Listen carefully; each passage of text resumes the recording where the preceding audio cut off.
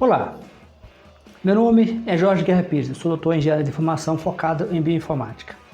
Este podcast é focado na mente ateísta. Os tópicos serão bem variados, mas em geral o objetivo é ajudar a entender como vai ser um Brasil mais ateísta, como vai ser um Brasil mais secular. O que muito possivelmente será resolvido, quais são os conflitos atualmente que são criados por questões religiosas, dogmáticas. Então o objetivo é servir como um ponto de reflexão para ateístas ou pessoas que sejam interessadas na mente ateísta. Então, nosso objetivo é, em cada episódio, tratar de forma diferente ou de forma bem variada a mente ateísta. Inicialmente, eu vou produzir os episódios eu mesmo, mas nós vamos ter possivelmente convidados, qualquer pessoa que conheça um ateísta que tem uma certa influência e queira sugerir para o podcast para ser entrevistado, para a gente bater um papo, ou até mesmo se você tiver qualquer influência no ateísmo brasileiro que tem algum tipo de importância no mundo do ateísmo brasileiro, você está convidado a participar. Eu sou autor de vários livros e os meus últimos livros têm sido focados em ateísmo. Eu sugiro eu peço gentilmente que conheça os meus livros na Amazon, no Google Books e também conheça meu canal do YouTube, onde esse podcast vai estar disponível com episódios extras e também será disponível, todos os episódios do podcast estão disponíveis no YouTube com a adição de mais episódios. Então se inscreva no meu canal do YouTube e deixa seu like e suas estrelas, dependendo de qual plataforma você estiver usando. Então, bom aprendizado. Olá, hoje a gente vai fazer uma análise mais aprofundada de uma questão que, nossa, gerou muita polêmica, né? Começou lá em Belo Horizonte, mas tem reflexos no Brasil todo. Sim, aquela história do uso da Bíblia nas escolas municipais. Exato. E para essa conversa a gente está se baseando em um material bem rico que um colaborador nosso, o Jorge Guerra Pires, do podcast Radar Ateu, preparou para a gente. Ai, que legal o que ele mandou. Olha, veio um artigo super detalhado do blog Mente Ateísta, transcrições de uns vídeos bem importantes sobre o tema, sabe? Inclusive um bate-papo com a professora Ângela Sóligo da Unicamp. Nossa, Ângela Sóligo é referência. Pois é. E umas notas também para contextualizar o debate todo. A ideia aqui é a gente desempacotar esse caso de BH, olhar os argumentos, entender por que a justiça suspendeu a lei e principalmente como isso se conecta com esse movimento maior que está tensionando a laicidade do Estado na educação aqui no Brasil. Perfeito, um tema super relevante. Vamos lá. Então, o ponto de partida foi um projeto de lei, lá em BH, da vereadora Flávia Borja, que é do Democracia Cristã. A proposta era bem direta, né? Sim, autorizar o uso da Bíblia como recurso paradidático, e isso tanto em escolas públicas quanto nas privadas da rede municipal. Certo. E o que exatamente é um recurso paradidático? Só para a gente deixar claro. Boa pergunta. No mundo da pedagogia, a gente chama assim aqueles materiais que complementam a aula, sabe? Tipo, um livro extra, um filme, um mapa. Eles enriquecem, trazem outra perspectiva, mas assim, não são obrigatórios, não substituem o currículo oficial. Entendi. E qual foi a justificativa oficial para colocar a Bíblia nessa categoria? A justificativa da vereadora focava muito no valor cultural, histórico, geográfico, até literário da Bíblia. Argumentava-se que poderia ajudar a entender civilizações antigas ou analisar gêneros de texto como crônicas, poesias, parábolas. Interessante essa linha de argumento. Mas o material que a gente recebeu do Jorge Pires, ele meio que contesta um ponto específico, né? A ideia de que a Bíblia seria uma fonte única para entender certas civilizações. Isso é visto como meio questionável academicamente. Exatamente. Essa afirmação de que seria única é sim um ponto bem sensível do ponto de vista acadêmico. Mas, além disso, a proposta em si já acendeu um debate enorme, claro. Eu imagino. De um lado, os críticos apontavam: olha, isso fere a laicidade do Estado, está na Constituição, e também a preocupação muito prática com o constrangimento, alunos de outras religiões, ou mesmo sem religião, como ficariam. Mesmo com aquela parte da lei falando que seria facultativo. Pois é, mesmo com o facultativo, a preocupação persistia. E aí, nesse cabo de guerra, teve uma tentativa de meio termo, né? Uma emenda do vereador Pedro Patros, do PT. O que ele propunha? A emenda do Patros era bem objetiva. Ela queria proibir de forma explícita qualquer uso da Bíblia que tivesse uma conotação religiosa. Ah, entendi. Deixava claro, o uso tem que ser estritamente cultural, histórico ou literário. Se a intenção do projeto original fosse só essa mesmo, como diziam na justificativa, a emenda serviria para garantir isso, né, para reforçar. Só que não foi o que aconteceu. A emenda foi rejeitada. 25 votos contra, 3 a favor. E o artigo do Jorge Pires que a gente está usando, ele vê esse momento como um divisor de águas. Ele diz que foi ali que o tal verniz cultural meio que rachou, sabe? E aí apareceu o que seria a intenção real por trás. A religiosa mesmo. Por que essa rejeição é tão importante na análise? Porque foi um teste, né? A emenda dizia, ok, usar a Bíblia, mas só como cultura-história. Ao dizer não para isso, a maioria ali na Câmara sinalizou que não queria fechar a porta para um uso religioso ou pelo menos para uma abordagem que não fosse 100% secular. Certo. Isso acabou minando o argumento inicial de que era puramente cultural. O artigo do Pires até faz um paralelo interessante com os Estados Unidos. Como assim? Lá, essa ideia de leitura opcional da Bíblia na escola, na prática, muitas vezes só vale para a religião dominante. O artigo cita um caso em que um aluno tentou usar essa opcionalidade para ler o Alcorão e foi barrado. Quer dizer, a opção só existia para a Bíblia. Nossa. E essa questão da opcionalidade em ambiente escolar, isso já foi discutido antes, né? Não é algo novo. De jeito nenhum. A Suprema Corte Americana já bateu cabeça com isso lá nos anos 60. Casos famosos tipo Engel versus Vitale, Abington versus Champ. O que eles decidiram? O ponto-chave é a pressão social que existe ali naquele ambiente. A ativista Madeleine Murray Urré, que foi central nesses casos, sempre argumentou isso. Jogar a decisão de participar ou não de uma atividade da religião majoritária no colo da criança do adolescente não é uma escolha livre de verdade, é um fardo. Faz sentido. O artigo do Pires também usa uma imagem forte, a do cavalo de Troia. Ah, sim. A ideia de que a Bíblia entra disfarçada de cultura, mas na verdade está abrindo caminho para outras coisas, tipo criacionismo como ciência alternativa ou até catequese disfarçada. As fontes veem isso como uma estratégia pensada. Olha, as análises que a gente tem no material sugerem que sim, que existe um padrão, que introduzir a Bíblia como cultura pode ser um primeiro passo para normalizar a presença da religião ali no espaço público da escola e, quem sabe, facilitar outras coisas depois. Entendi. Mas voltando para BH, apesar de toda essa polêmica da rejeição da emenda que tentava segurar o uso não religioso, o projeto original da vereadora Borja acabou passando em segundo turno. Foi em abril de 2025, 28 votos a favor, 8 contra e 2 abstenções. E aí o prefeito da época, o Álvaro Damião, do União Brasil, ele ficou em cima do muro, né? Não sancionou, mas também não vetou no prazo. Exato. E quando isso acontece, a lei acaba sendo promulgada pelo presidente da Câmara, no caso, Juliano Lopes, do Podemos. Isso foi em maio de 2025, então a lei passou a valer. Só que não por muito tempo. Em setembro daquele mesmo ano, o Tribunal de Justiça de Minas, o TJMG, suspendeu os efeitos da lei. Como foi isso? Foi através de uma liminar, uma decisão rápida, urgente, sabe? Concedida pela desembargadora Tereza Cristina da Cunha Peixoto.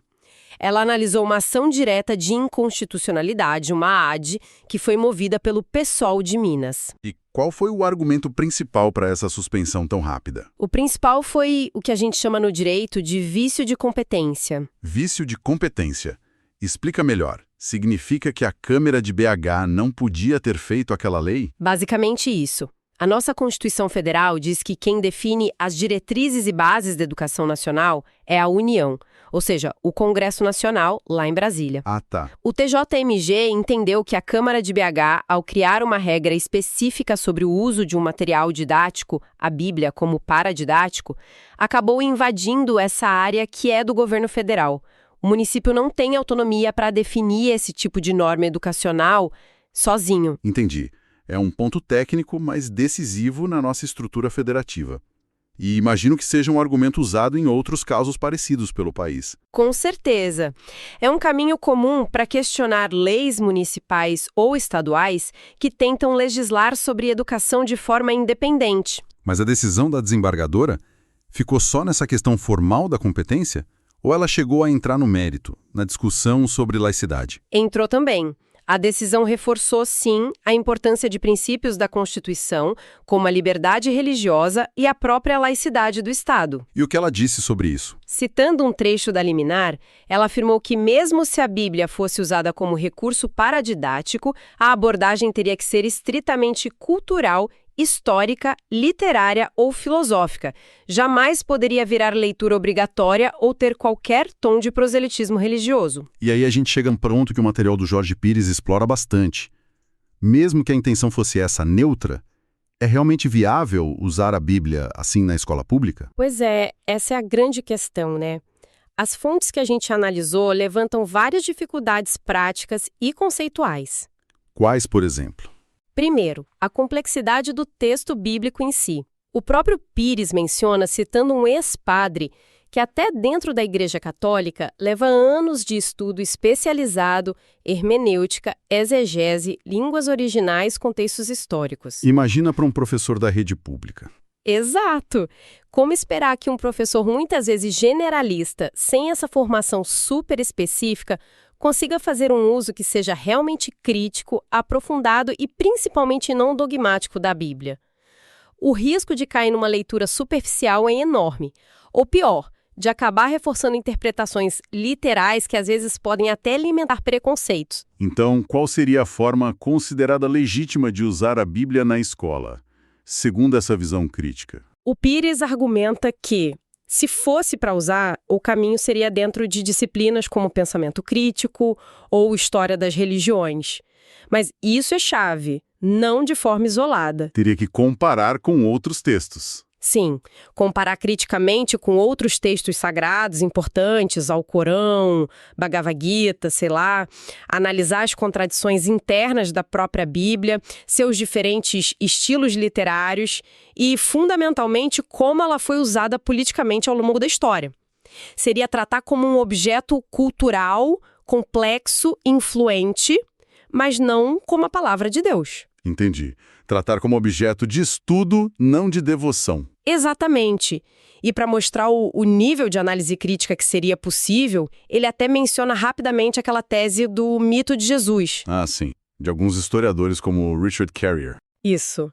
Essa tese, que se baseia na falta de fontes da época, no silêncio de Paulo sobre um Jesus histórico nos paralelos com mitos antigos, ela questiona a própria existência histórica de Jesus. É um exemplo extremo de crítica, claro, mas serve para mostrar o contraste com a abordagem que parecia estar na proposta de BH, que era bem mais ingênua, talvez. Sim, um contraste gigantesco. A proposta de BH parecia tratar a Bíblia como um livro quase óbvio, né? Ignorando não só a carga religiosa, mas toda essa discussão histórica, crítica, as dúvidas sobre o Êxodo, sobre o próprio Jesus. Pois é.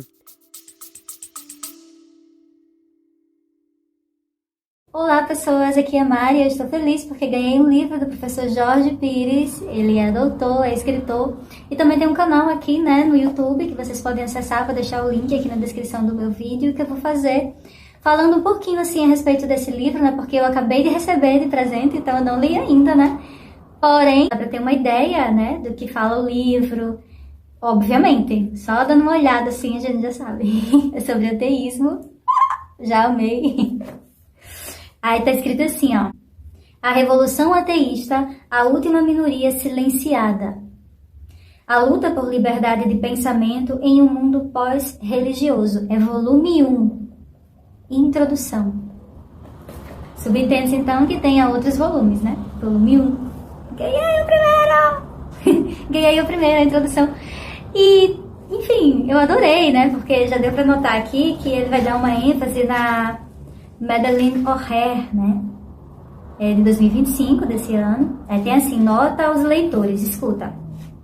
Este livro é uma obra em constante movimento, assim como uma startup. Ele nasce imperfeito, mas cheio de propósito. Publico sabendo que pode conter erros de digitação, estrutura ou pensamento, mas prefiro correr o risco de provocar o debate agora do que esperar uma versão perfeita que talvez nunca venha. Gostei disso. Se você encontrou um erro, uma contradição ou teve um insight, escreva para mim.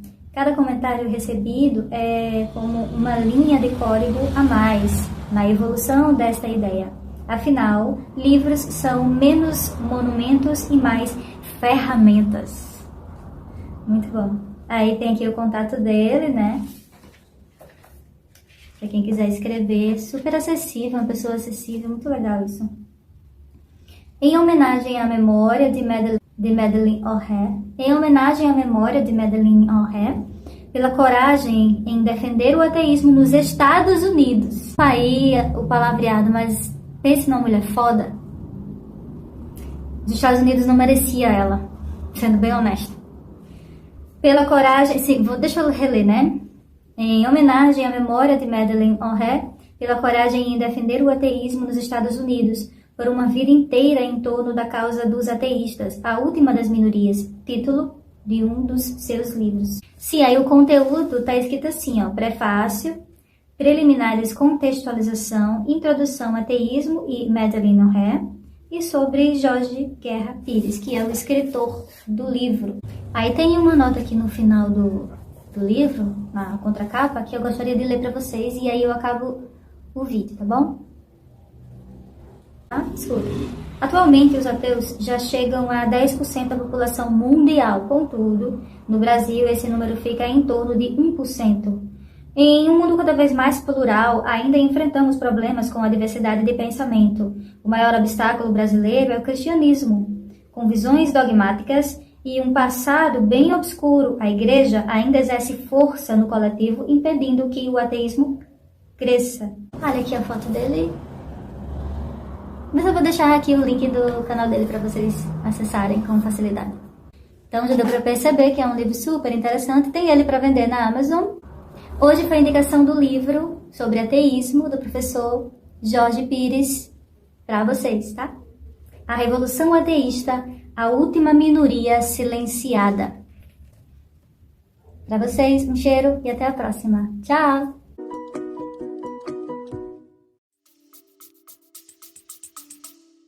Usar como livro de história seria complicado. Como literatura, exigiria uma análise crítica bem afiada, talvez na linha de um Saramago, de um Bertrand Russell, que eram críticos ferrenhos. E ambos Nobel de Literatura, diga-se de passagem. Exato. Então, o ponto central que as fontes levantam é, ao rejeitar a emenda que pediu o uso estritamente não religioso, a proposta de BH meio que abriu mão dessa abordagem crítica.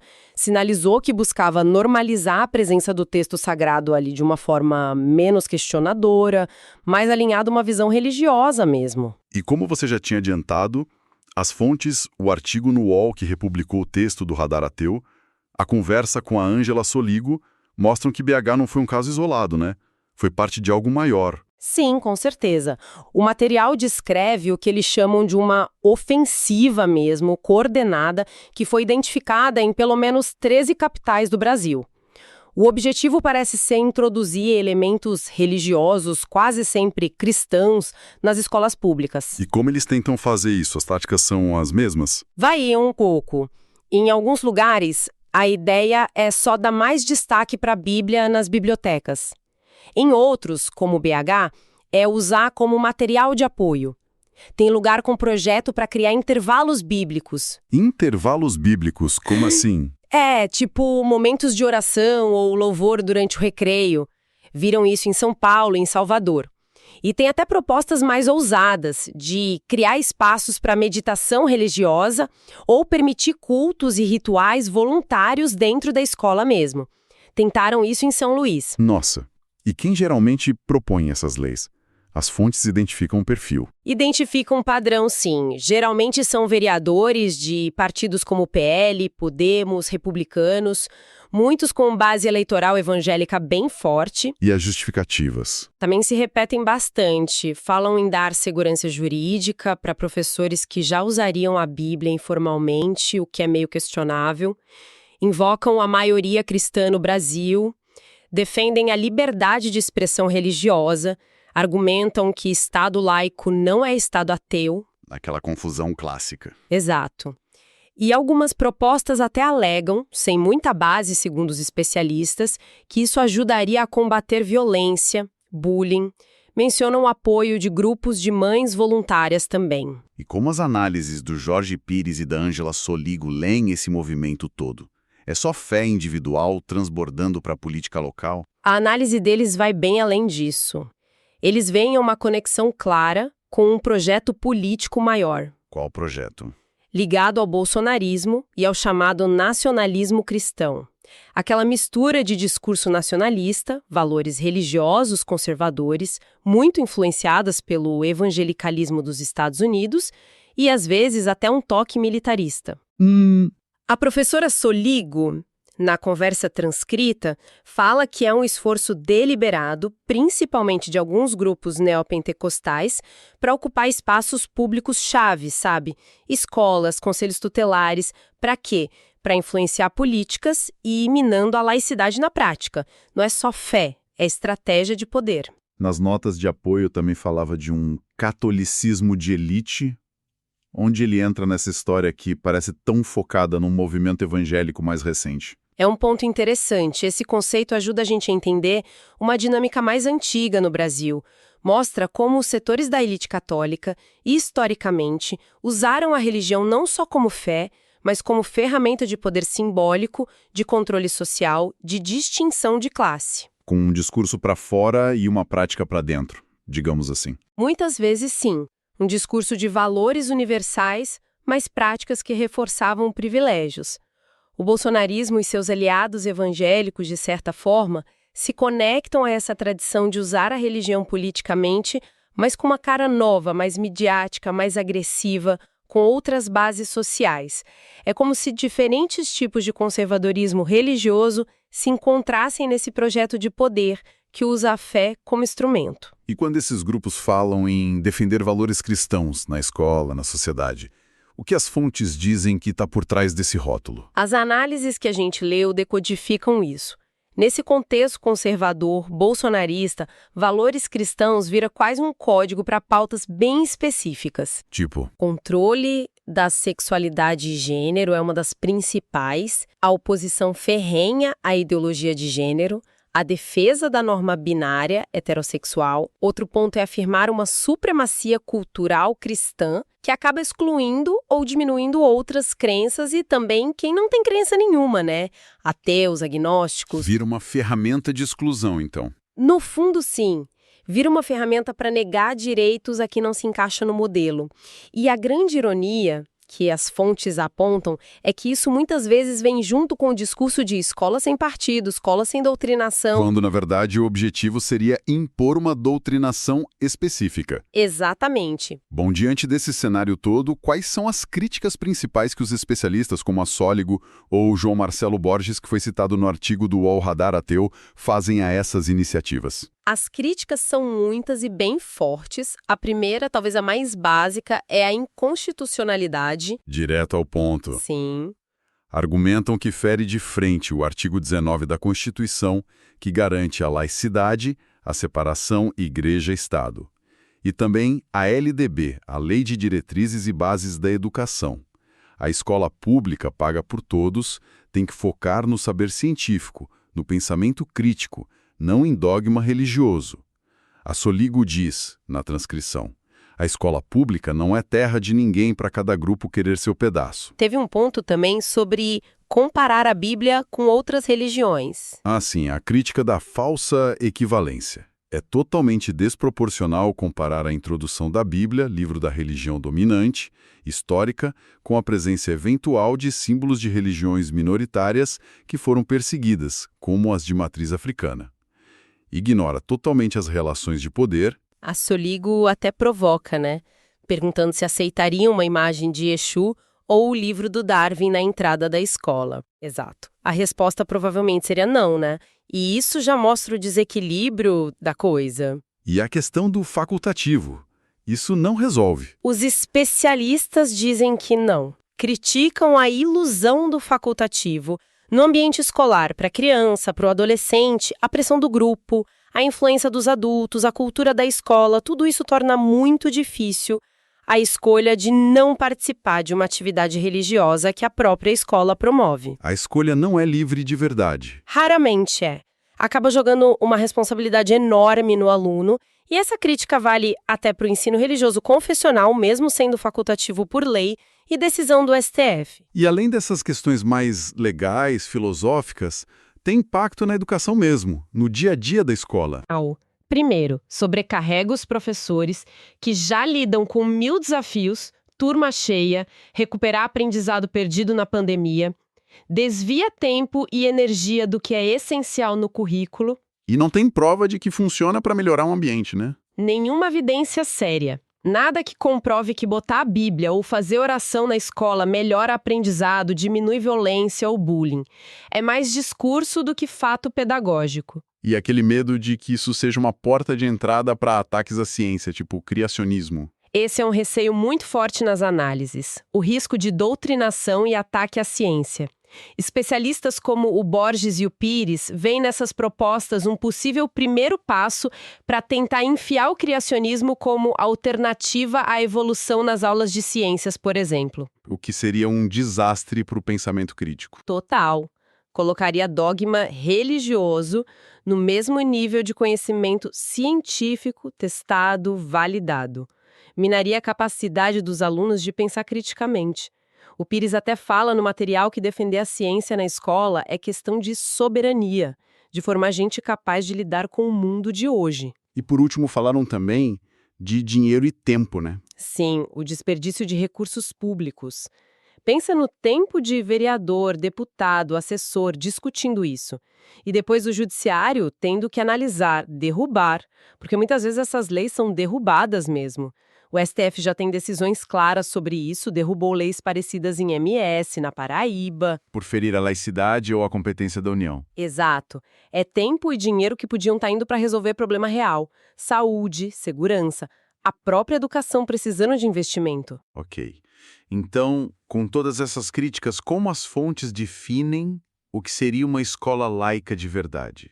A Ângela Soligo deu um caminho naquela conversa. Deu sim, e a definição dela é muito boa. Para Soligo, a escola laica, primeiro, ela é fundamentada no saber científico. A ciência é a base. Certo. Segundo, ela respeita todas as crenças, sem exceção.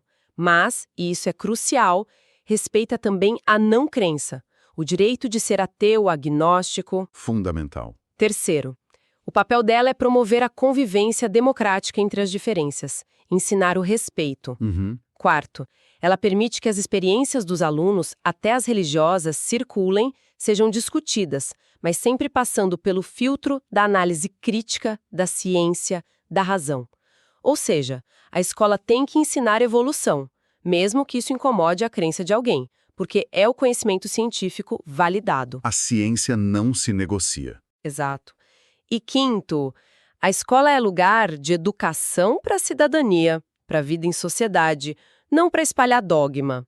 Por isso, não pode privilegiar um livro sagrado como a Bíblia, nem tratar esse livro como verdade absoluta ou como se fosse história ou ciência sem precisar de crítica. Faz todo sentido.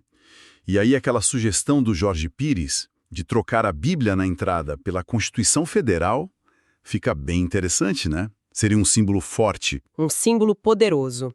Deixaria claro, aqui o que vale é a lei que é comum a todos, que garante direitos iguais para todo mundo, inclusive a liberdade de crer ou não crer e a própria laicidade do Estado. Seria um recado claro. Exato. Reforçaria a diferença fundamental, educação religiosa, formação na fé, isso é tarefa da família, das igrejas, dos templos, terreiros, com os recursos deles. A escola pública não. Por ser paga por todos, de todas as crenças e os sem crenças, ela tem um dever constitucional de ser neutra em religião e focar no conhecimento compartilhado, no pensamento crítico, na formação cidadã para uma sociedade plural. Perfeito. Bom, então para a gente amorrar a nossa análise de hoje, a gente viu o caso lá de BH, a lei da Bíblia como recurso paradidático que foi suspensa pela Justiça, principalmente por questão de competência, mas com a laicidade ali no fundo. E vimos como isso não é um caso isolado, mas parte de um movimento nacional maior, persistente. Um movimento que, segundo as fontes que a gente analisou aqui, tenta colocar práticas e símbolos religiosos quase sempre cristãos, na escola pública, usando uns disfarces de cultural, voluntário. Mas que as análises apontam ter uma agenda político-religiosa por trás. Exato. E a resistência a isso se baseia em pilares bem sólidos, né? A Constituição, a laicidade, a separação igreja-estado, a competência federal para legislar sobre educação e a defesa do papel da escola, formar cidadãos críticos, não seguidores, promover igualdade, não privilégio religioso, se basear na ciência, não no criacionismo. E o judiciário tem atuado como um freio, né? Tem sido um freio importante, como a gente viu em BH e em outras decisões do STF. Mas a pressão política nos legislativos continua forte. Reflete um pouco o que o Pires chama no material de cristianismo de estimação do Estado brasileiro, essa dificuldade histórica de ter uma separação realmente efetiva e neutra. E para a gente fechar, fica uma provocação para quem está ouvindo refletir, inspirada na fala da professora Sóligo sobre como essas iniciativas muitas vezes vêm junto com um ataque à ciência. Qual seria a provocação? Será que essa insistência em colocar a religião no centro da escola, às vezes até diminuindo o valor da ciência, não poderia ser vista por alguns como uma forma de cultivar cidadãos talvez menos questionadores, mais influenciáveis? Uma pergunta forte. Se a gente pensa que o papel da escola pública é formar cidadãos informados, críticos, que participam da democracia, quais seriam as consequências a longo prazo para a nossa sociedade se esses esforços para enfiar dogma religioso no dia a dia da escola vingassem, mesmo que são um pouco? Fica aí a questão para a gente pensar. Fica a questão. Com isso, a gente encerra essa análise. Queria agradecer muito ao Jorge Guerra Pires pela curadoria desse material excelente que tornou essa conversa possível. E até a próxima. Até a próxima. Olá, você acabou de assistir, de ouvir mais um episódio do meu podcast Mente Ateísta. Nesse episódio, eu espero que você tenha aprendido bastante. Eu gosto sempre de lembrar que os meus livros estão todos disponíveis na Amazon, no Google Play e em várias plataformas. Eu também gosto de lembrar também que esse podcast está disponível no YouTube, para quem prefere o YouTube. E o YouTube permite que eu poste episódios extras. Então, você pode acompanhar o meu podcast Mente Ateísta no YouTube, onde você poderá encontrar todos os episódios arquivados por um período de mais de 3 meses. Também poderá acompanhar episódios extras. Então, sugiro que você compartilhe com amigos, com ateístas ou com pessoas que se interessam pela causa ateísta no Brasil. Como sempre, se você conhecer alguém que possivelmente tem interesse em participar, tem interesse em ter uma conversa, em ser entrevistado e falar sobre o ateísmo no Brasil, o meu podcast está aberto para possíveis convidados.